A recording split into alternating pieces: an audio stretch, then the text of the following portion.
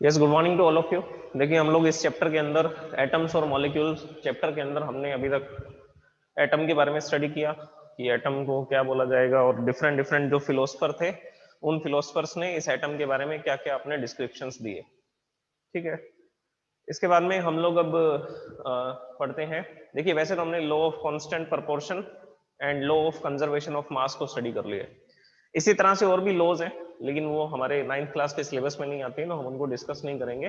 तो आपको सिर्फ दो ही लॉज को स्टडी करना है, law of conservation of mass and law of constant proportion. Constant proportion की लॉ में हमने ये पढ़ा था कि जो भी एलिमेंट्स हैं, जो भी एटम्स हैं, वो कंबाइन होते हैं फिक्स्ड रेशो में, और फिक्स्ड रेशो में कंबाइन होकर के वो एक नया सब्सटेंस बनाएंगे, मतलब कि एक कंपाउंड बनाएंगे। तो जैसे कि हमने एक और ये रेशो किसके बेस पर लिखा जा रहा है? मास के बेस पर लिखा जा रहा है, ratio by mass, ratio by mass. Okay, तो जैसे कि हमने H2O के लिए लिखा था, H2O के लिए हम लोग रेशो लिखेंगे हाइड्रोजन और ऑक्सीजन का ratio, which is ratio by mass. तो क्या लिखेंगे? Hydrogen ratio oxygen. हाइड्रोजन कितने हैं? 2 हाइड्रोजन है, तो 2 हाइड्रोजन का मास होगा 2 यूनिट, और ऑक्सीजन का मास होता है 16 यूनिट। ये मासेस आपको धीरे धीरे याद हो जाएंगे इस चैप्टर के कंप्लीशन होने तक। ओके, तो ये कैंसिल होगा, ये कैंसिल होगा, ये भी 2 से कैंसिल होगा, ये भी 2 से, सो इट विल बी 1:8। तो H2O के अंदर ratio by mass of hydrogen and oxygen is 1:8। इसी तरह से हमने अमोनिया के लिए स्टडी किया था। अमोनिया के लिए नाइट्रोजन और हाइड्रोजन का क्या रेशियो होगा? नाइट्रोजन का मास होता है 14 यूनिट, और हाइड्रोजन का मास होता है 3 यूनिट। हाइड्रोजन का मास होता है 3 यूनिट। ये कैंसिल हो जाएंगे, कैंसिल नहीं होंगे तो डायरेक्ट रेशियो लिख देंगे 14:3। तो अमोनिया जो गैस होती है उसमें नाइट्रोजन और हाइड्रोजन की प्रेजेंस का रेशियो क्या होता है? जो नाइट्रोजन होती है और हाइड्रोजन होती है, उनका जो रेशियो होगा वो आपको मिलेगा 14:3। 14:3।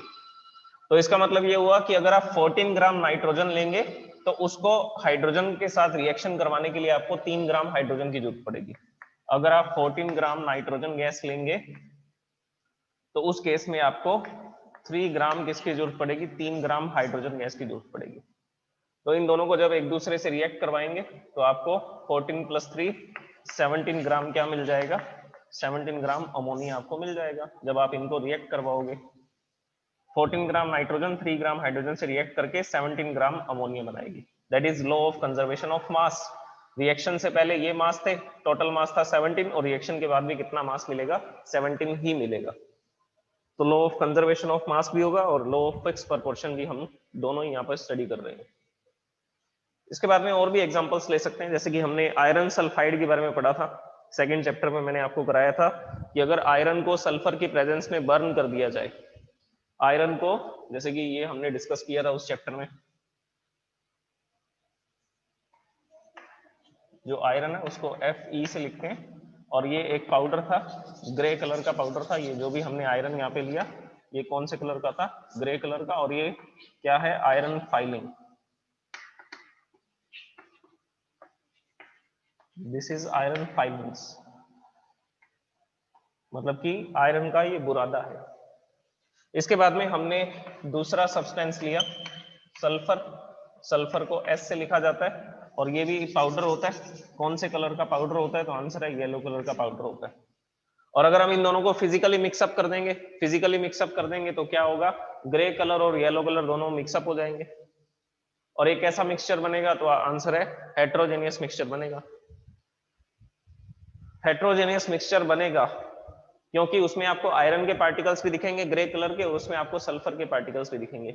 लेकिन हम इनकी अगर रिएक्शन करवा दें तो, अगर हम इनकी रिएक्शन करवा देंगे तो नया सब्सटेंस बन जाएगा। देखिए, अब मैं इसको रिएक्शन की फॉर्म में लिखता हूं, केमिकल रिएक्शन की फॉर्म में। फिजिकली मिक्सअप किया है तो मैग्नेट से अलग कर सकते हैं, मैग्नेट से इनको सेपरेट कर सकते हैं, दोनों पाउडर को। आयरन जो है वो सेपरेट हो जाएगा with using a magnet. Next, अब रिएक्शन देखिए, मैंने आयरन को रिएक्ट करवाया सल्फर से। जो आयरन है वो कौन से कलर का पाउडर था? ग्रे कलर का। सल्फर जो था वो कौन से कलर का था? वो येलो कलर का था। तो हमने इनके कलर्स भी लिख दिए।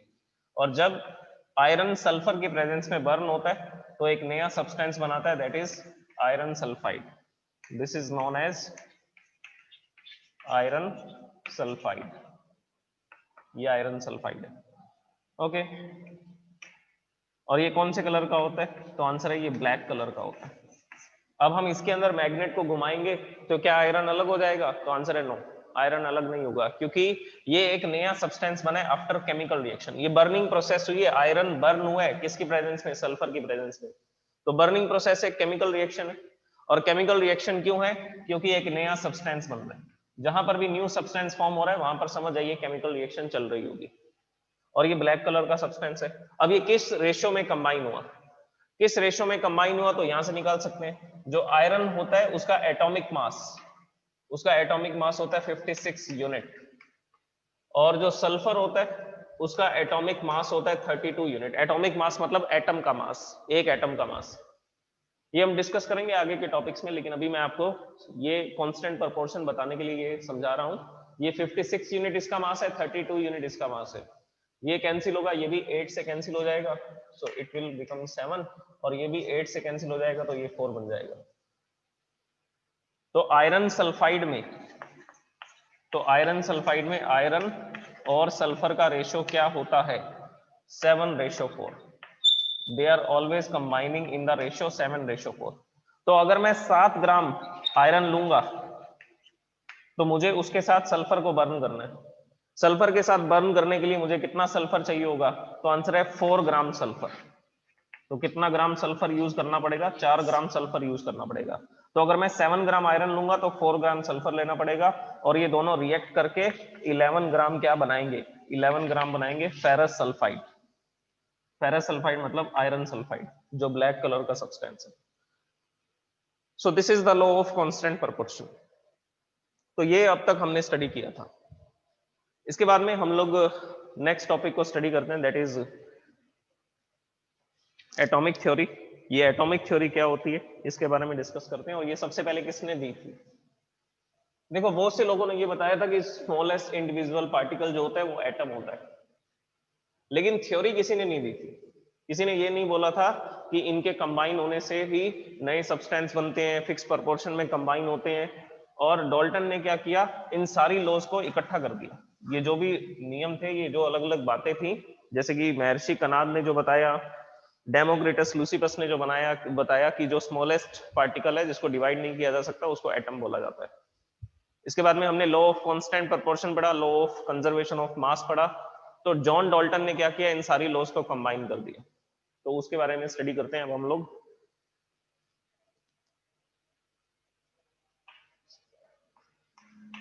This is known as Dalton's atomic theory. Dalton's atomic theory.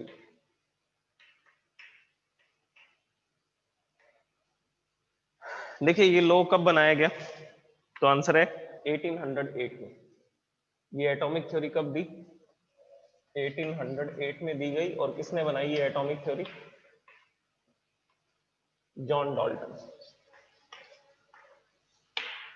और ये जॉन डाल्टन ने जो एटॉमिक थ्योरी बनाई, ये किस फॉर्म में बनाई? तो आंसर है पोस्टुलेट्स की फॉर्म में।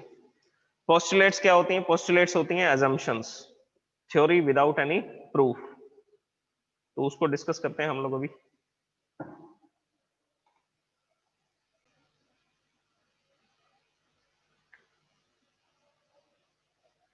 ओके, नाउ सी,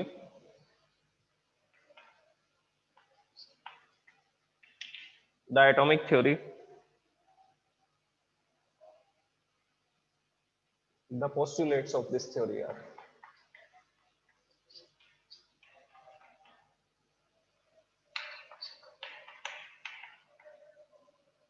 पहले मैं सारे पोस्टुलेट्स लिख देता हूं, फिर हम इसको वन बाय वन डिस्कस करेंगे। जॉन डाल्टन ने 1808 में एक डाल्टन एटॉमिक थ्योरी प्रपोज की, दी उन्होंने। और इससे उन्होंने ये बताना चाहा कि जो भी सब्सटेंस है वो एटम से मिलकर के बनेगा और एटम जो होते हैं वो टाइनी पार्टिकल्स होते हैं। तो ये पोस्टुलेट्स क्यों बोलेंगे? पोस्टुलेट्स का मतलब होता है थ्योरी विदाउट एनी प्रूफ, मतलब ये सिर्फ अजम्पशंस थी, ऐसा उन्होंने माना कि ऐसा होता होगा, आपको मानना है तो मानिए, लेकिन मेरे पास इसका कोई भी प्रूफ नहीं है। तो जॉन डाल्टन ने ये थ्योरी लिखी in the form of postulates, ताकि कोई भी इस पर क्वेश्चन ना उठा सके। उन्होंने बोला कि ये सिर्फ मेरी अजम्पशंस हैं, आप मानना चाहें तो ये मान सकते हैं, और इसका मेरे पास अभी तो कोई प्रूफ नहीं है। देखिए कुछ बातों का प्रूफ था लेकिन कुछ स्टेटमेंट का प्रूफ नहीं था। जैसे कि सबसे पहली स्टेटमेंट में लिखता हूं, all the matter are made up of tiny particles. First postulate is all the matter is made of tiny particles.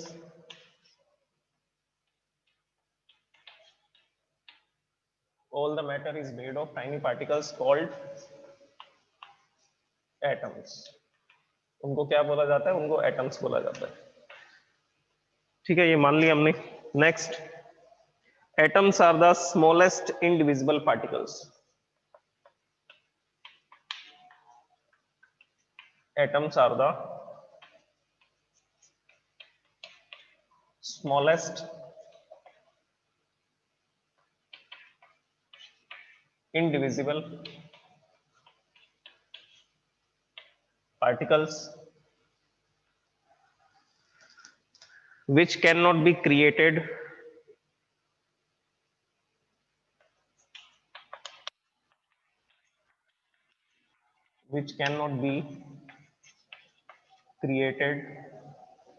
and destroyed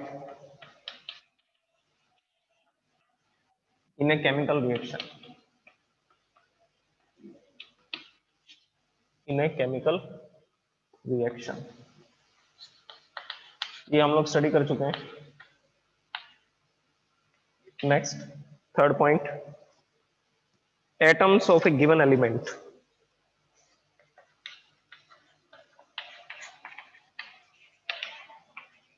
Atoms of a given element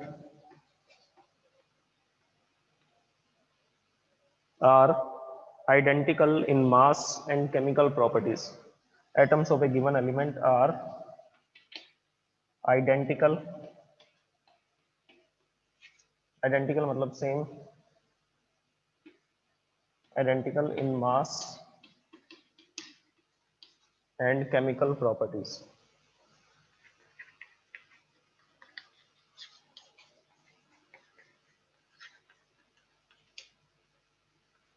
mass and chemical properties. Mass जो है वो physical property और chemical property depend करती है number of electrons पे, कि उसमें negative charge कितना है। Next, atoms of different elements, तो उधर लिखते हैं atoms of different elements. Fourth postulate,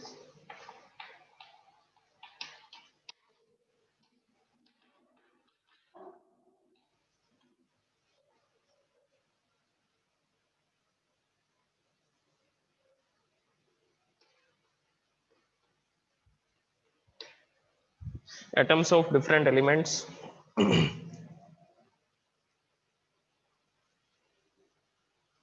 have different masses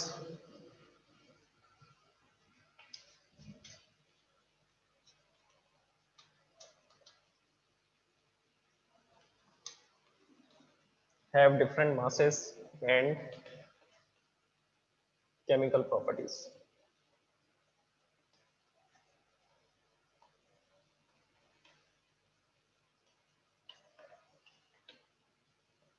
Next, fifth point, atoms combine in fixed proportion.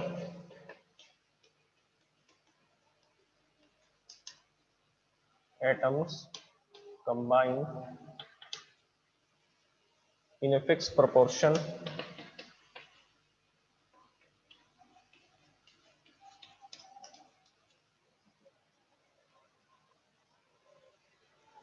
to form compounds.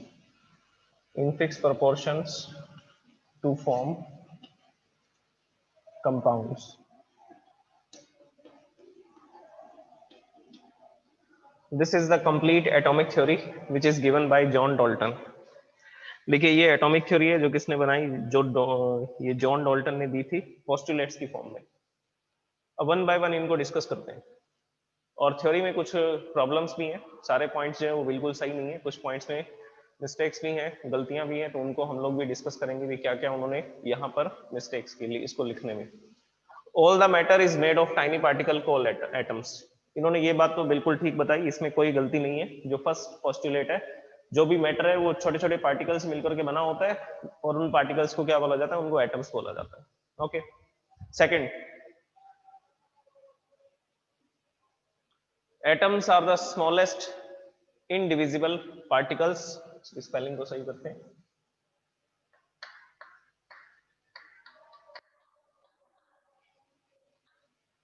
Atoms are the smallest indivisible particles which cannot be created and destroyed in a chemical reaction.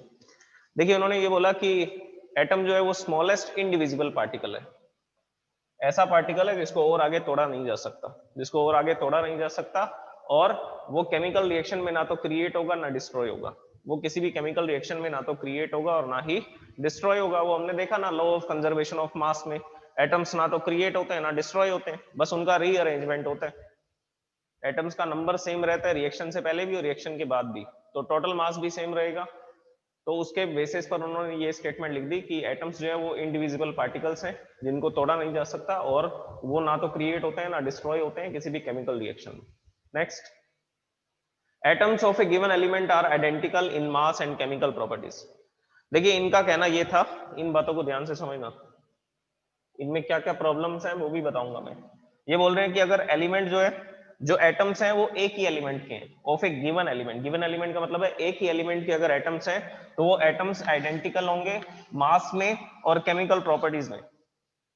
जैसे कि मैंने एक atom लिया hydrogen का, ये hydrogen का atom है, तो इन्होंने बोला कि अगर मैं दूसरा एटम भी लूंगा हाइड्रोजन का तो वो दोनों एटम एक जैसे दिखाई देंगे, तो वो दोनों एटम एक जैसे दिखाई देंगे, उनका मास भी सेम होगा।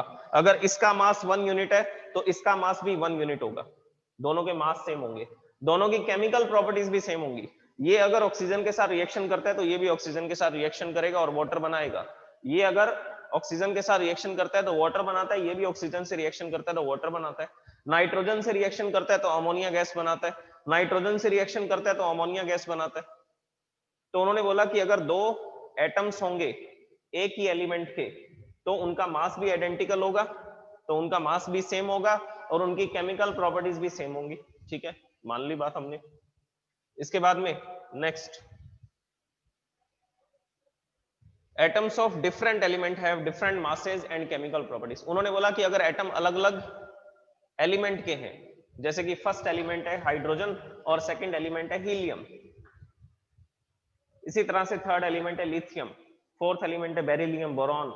ठीक है, हम कोई भी दो एलिमेंट ले लेते हैं, जैसे कि पहला एलिमेंट हाइड्रोजन लिया, दूसरा एलिमेंट ऑक्सीजन लिया। अब जो हाइड्रोजन एलिमेंट है और जो ऑक्सीजन एलिमेंट है, इन दोनों में क्या डिफरेंस है, तो आंसर है उनके मास डिफरेंट है। क्यों डिफरेंट है, क्योंकि दोनों अलग अलग एलिमेंट है, क्योंकि ये जो एटम है, ये जो पहला एटम है और ये जो दूसरा एटम है, ये दोनों अलग अलग एलिमेंट के हैं। इसका मास 1 यूनिट होता है, इसका मास 16 यूनिट होता है, तो दोनों के मास अलग अलग हो गए ना, यही तो यहाँ लिखा हुआ है। अगर एलिमेंट डिफरेंट, अगर जो एटम्स हैं वो अलग अलग एलिमेंट्स के हैं तो उनके मास भी अलग अलग होंगे। जैसे कि ये हाइड्रोजन था, ये ऑक्सीजन था, तो दोनों एटम डिफरेंट डिफरेंट एलिमेंट के हैं।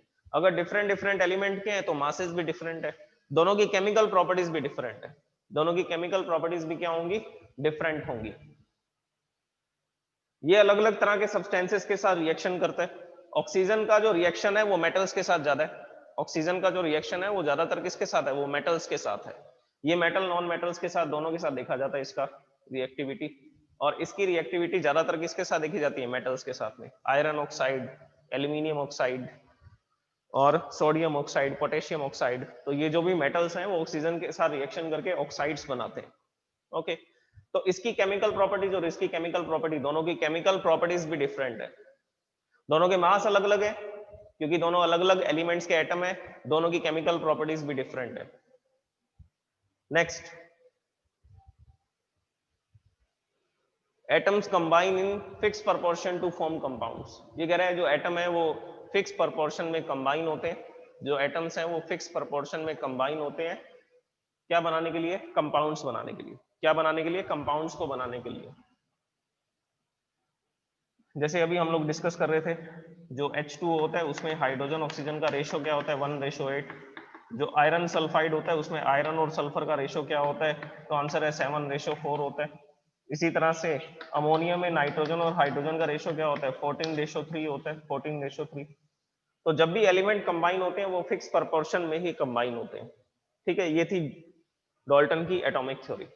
This is the atomic theory which is given by John Dalton in 1808 in the form of postulates. तो ये postulates हैं। अब देखिए इसकी ड्रॉबैक क्या है, इसमें गड़बड़ क्या है, इसमें कहां पर मिस्टेक्स हैं। सबसे पहली बात बिल्कुल ठीक है, दूसरी बात गलत है। इन्होंने बोला atoms are the smallest individual particles. Atom एक छोटा पार्टिकल है जिसको तोड़ा नहीं जा सकता, लेकिन कुछ स्पेशल कंडीशंस के अंदर इसको भी तोड़ा जा सकता है। एटम को तोड़ेंगे तो और छोटे पार्टिकल्स निकलेंगे, प्रोटॉन, इलेक्ट्रॉन और न्यूट्रॉन। प्रोटॉन, इलेक्ट्रॉन और न्यूट्रॉन। अब प्रोटॉन और न्यूट्रॉन को तोड़ेंगे तो उसके अंदर और छोटे पार्टिकल्स निकलेंगे, अप क्वार्क, डाउन क्वार्क। और आगे तोड़ेंगे तो और छोटे पार्टिकल निकलेंगे। तो इस तरह से ये स्टडी आगे चलती रहती है। तो एटम जो है वो स्मॉलेस्ट इंडिविजुअल पार्टिकल नहीं है, एटम को भी तोड़ा जा सकता है। एटम को जब तोड़ते हैं तो 3 पार्टिकल निकलते हैं, प्रोटॉन, इलेक्ट्रॉन और न्यूट्रॉन। 3 पार्टिकल्स हमें मिलते हैं, प्रोटॉन, इलेक्ट्रॉन और न्यूट्रॉन, जो हम नेक्स्ट चैप्टर में डिस्कस करेंगे। नेक्स्ट चैप्टर क्या है? Atomic structure, structure of atom. Atom की क्या स्ट्रक्चर होती है, तो उसमें हम लोग इसको तोड़ेंगे। तो जॉन डाल्टन ने जो लिखा कि it is the smallest individual particle, ये गलत लिखा। इसको तोड़ा जा सकता है, इसको आगे और छोटे एलिमेंट्री पार्टिकल्स में या सब एटॉमिक पार्टिकल्स में डिवाइड किया जा सकता है। ओके, और ये बात ठीक है कि केमिकल रिएक्शन में एटम ना तो क्रिएट होते हैं ना डिस्ट्रॉय होते हैं, ये ठीक था। इसमें गड़बड़ थी इस बात में, ये ठीक था। एलिमेंट जो है ना तो वो क्रिएट होता है और ना डिस्ट्रॉय होता है, किसमें? केमिकल रिएक्शन में नहीं होता है सब। Next, atoms of a given element are identical in mass and chemical properties. इसमें भी गड़बड़ है, इसमें यहां पर गड़बड़ है। सेम एलिमेंट होंगे, सेम एलिमेंट के एटम्स होंगे, लेकिन केमिकल प्रॉपर्टीज तो सेम मिलेंगे, लेकिन मास अलग होगा, फिजिकल प्रॉपर्टी अलग हो सकती है। जैसे हाइड्रोजन, हाइड्रोजन 2 होते हैं नेचर में। एक हाइड्रोजन ये होता है जिसमें एक प्रोटॉन होता है न्यूक्लियस के अंदर और फर्स्ट ऑर्बिट में एक इलेक्ट्रॉन होता है। This is the structure of hydrogen, this is the nucleus. जैसा कि आप सेल थ्योरी में पढ़ते हैं, सेल के अंदर पढ़ते हैं, सेल में न्यूक्लियस होता है। इसी तरह से एटम के सेंटर में भी एक पार्ट होता है जिसको न्यूक्लियस बोला जाता है, और इस न्यूक्लियस में प्रोटॉन रहते हैं। तो यहां पर है प्रोटॉन और ये है एक इलेक्ट्रॉन जो ऑर्बिट में घूम रहा है, जैसे कि सन और अर्थ का मॉडल होता है। सन सेंटर में, अर्थ उसके चारों तरफ, ऑर्बिट्स के अंदर क्या कर रहे हैं? रिवोल्यूशन कर रहे हैं। तो इसी तरह से ये इलेक्ट्रॉन भी इन ऑर्बिट्स के अंदर क्या करते रहते हैं? इन ऑर्बिट्स के अंदर रिवोल्यूशन करते हैं। So this is hydrogen. इसी तरह से एक हाइड्रोजन और बनाता हूं मैं, उसमें होता है एक प्रोटॉन और एक न्यूट्रॉन, इनसे मिलकर के बनता है न्यूक्लियस। एक प्रोटॉन और एक न्यूट्रॉन से मिलकर के बनता है न्यूक्लियस, और फर्स्ट ऑर्बिट में होता है एक इलेक्ट्रॉन। फर्स्ट ऑर्बिट में होता है एक इलेक्ट्रॉन और वो इस तरह से रिवॉल्व कर रहे हैं इस ऑर्बिट के अंदर। तो अगर इलेक्ट्रॉन एक है इसमें भी और इसमें भी, तो केमिकल प्रॉपर्टी तो सेम होंगी, क्योंकि केमिकल प्रॉपर्टीज किस पे डिपेंड करती हैं? इलेक्ट्रॉन्स पे डिपेंड करती हैं। तो इस हाइड्रोजन में भी एक इलेक्ट्रॉन है, इसमें भी एक इलेक्ट्रॉन है, तो दोनों की केमिकल प्रॉपर्टी सेम है। और दोनों को हाइड्रोजन क्यों बोला जा रहा है? क्योंकि इसमें भी एक प्रोटॉन है, इसमें भी एक प्रोटॉन है। इसके और भी नाम होते हैं, इसको प्रोटियम बोला जाता है और इसको ड्यूटीरियम बोला जाता है। इसको प्रोटियम बोलते हैं और इसको ड्यूटीरियम बोलते हैं, लेकिन है दोनों ही हाइड्रोजन। ओके, तो यहां पर एक प्रोटॉन है, जिसमें एक प्रोटॉन होता है उसको हाइड्रोजन बोला जाता है। तो ये भी हाइड्रोजन है और ये भी हाइड्रोजन है, लेकिन दोनों का मास अलग होगा। इसमें एक प्रोटॉन है तो इसका मास है 1 यूनिट, इसका मास है 1 यूनिट। इसमें एक प्रोटॉन है, एक न्यूट्रॉन है, तो 2 इसमें न्यूक्लियॉन्स हैं, इसका मास होता है 2 यूनिट। तो दोनों के मासेस अलग अलग हो गए ना। ये भी हाइड्रोजन था, ये भी हाइड्रोजन था, ये भी ऑक्सीजन के साथ रिएक्शन करके H2O ही बनाएगा, ये भी ऑक्सीजन के साथ रिएक्शन करके H2O ही बनाएगा। लेकिन ये वाली हाइड्रोजन है 1 यूनिट मास की, और ये वाली हाइड्रोजन है जिसका मास है 2 यूनिट। तो ये स्टेटमेंट गलत होगी ना। इन्होंने क्या बोला? Atoms of a given element are identical in mass and chemical properties. जो एक ही एलिमेंट के एटम है उनके मास भी सेम होते हैं और उनकी केमिकल प्रॉपर्टी भी सेम होती है। नहीं, ऐसा भी हो सकता है कि दोनों एलिमेंट सेम हो, ये भी हाइड्रोजन हो, ये भी हाइड्रोजन हो, लेकिन दोनों के मासेस अलग अलग हो सकते हैं। दोनों के मासेस क्या हो सकते हैं? अलग अलग हो सकते हैं, केमिकल प्रॉपर्टी सेम होंगी, केमिकल प्रॉपर्टीज क्या होंगी, सेम होंगी। ओके, तो इस पोस्टुलेट के अंदर भी प्रॉब्लम थी। Next, atoms of different element have different masses and chemical properties. Chemical properties तो डिफरेंट होंगी, ये मान लिया हमने, लेकिन मासेस सेम भी हो सकते हैं। लेकिन मासेस क्या हो सकते हैं, सेम भी हो सकते हैं। अब मैं आपको और स्ट्रक्चर बनाकर दिखाता हूं एटम्स की जिनके मासेस सेम होते हैं, जैसे कि नियोन और सोडियम। नियोन गैस जो होती है उसमें 10 प्रोटॉन होते हैं उसके न्यूक्लियस में, 10 प्रोटॉन और 10 न्यूट्रॉन, ये इसका न्यूक्लियस होता है। फर्स्ट ऑर्बिट में 2 इलेक्ट्रॉन, सेकेंड ऑर्बिट में 8 इलेक्ट्रॉन्स, 1 2 3 4 5 6 7 8, इसमें 8 इलेक्ट्रॉन्स। ये इसकी नियोन गैस की स्ट्रक्चर है। इसी तरह से सोडियम की स्ट्रक्चर देखिए, सोडियम के अंदर 11 प्रोटॉन होंगे और 9 न्यूट्रॉन्स होंगे, ऐसा भी पॉसिबल है। तो यहां पर ये सोडियम हो गया, और इसकी फर्स्ट ऑर्बिट में 2 इलेक्ट्रॉन, सेकंड ऑर्बिट में 8 इलेक्ट्रॉन्स और थर्ड ऑर्बिट में 1 इलेक्ट्रॉन। इसका कॉन्फ़िगरेशन क्या मैं यहां पे लिखता हूं, देखिए। जो नियोन गैस है उसका इलेक्ट्रॉनिक कॉन्फ़िगरेशन क्या है, उसका इलेक्ट्रॉनिक कॉन्फ़िगरेशन है 2,8, और जो सोडियम है Na, उसका इलेक्ट्रॉनिक कॉन्फ़िगरेशन है 2,8,1। इलेक्ट्रॉनिक कॉन्फ़िगरेशन का मतलब है इलेक्ट्रॉन्स का अरेंजमेंट। तो इसकी फर्स्ट ऑर्बिट में 2 इलेक्ट्रॉन होते हैं, सेकंड ऑर्बिट में 8 इलेक्ट्रॉन्स होते हैं। इसकी फर्स्ट ऑर्बिट में 2, सेकंड में 8, थर्ड में 1 इलेक्ट्रॉन होता है, 1 इलेक्ट्रॉन। तो दोनों के अंदर नंबर ऑफ इलेक्ट्रॉन अलग है, नंबर ऑफ इलेक्ट्रॉन अलग है, तो केमिकल प्रॉपर्टीज तो अलग होंगी, केमिकल प्रॉपर्टीज तो अलग होंगी, लेकिन दोनों का मास सेम है। इसका मास भी 20 यूनिट है और इसका मास भी 20 यूनिट है। इसका मास भी 20 यूनिट है और इसका मास भी कितना है, 20 यूनिट। तो ये नियोन गैस है और ये सोडियम मेटल है। तो ये दोनों के जो एटम्स हैं वो दोनों एटम अलग अलग है, इसमें नंबर ऑफ इलेक्ट्रॉन अलग है, इसमें नंबर ऑफ इलेक्ट्रॉन अलग है, प्रोटॉन का नंबर अलग है, न्यूट्रॉन्स का नंबर अलग है, लेकिन दोनों के मासेस सेम है। तो यहां पर ये चीज में गड़बड़ होगी। उन्होंने बोला कि एटम्स जो होंगे अलग अलग एलिमेंट के होंगे, ये नियोन एलिमेंट है और ये सोडियम एलिमेंट है, ठीक है, तो उनके मासेस अलग अलग होंगे। जरूरी नहीं है मासेस सेम भी हो सकते हैं, जरूरी नहीं है मासेस सेम भी हो सकते हैं, लेकिन केमिकल प्रॉपर्टीज अलग होंगी। तो यहां पर गड़बड़ होगी उनसे ये लिखने में कि डिफरेंट एलिमेंट के डिफरेंट मास होंगे, सेम मास भी हो सकते हैं। Next, atoms combine in a fix proportion to form compounds. जो एटम्स हैं वो हमेशा फिक्स प्रोपोर्शन में कंबाइन होते हैं, जरूरी नहीं है ये भी जरूरी नहीं है कि एटम्स जो है वो हमेशा फिक्स प्रोपोर्शन में ही कंबाइन होंगे।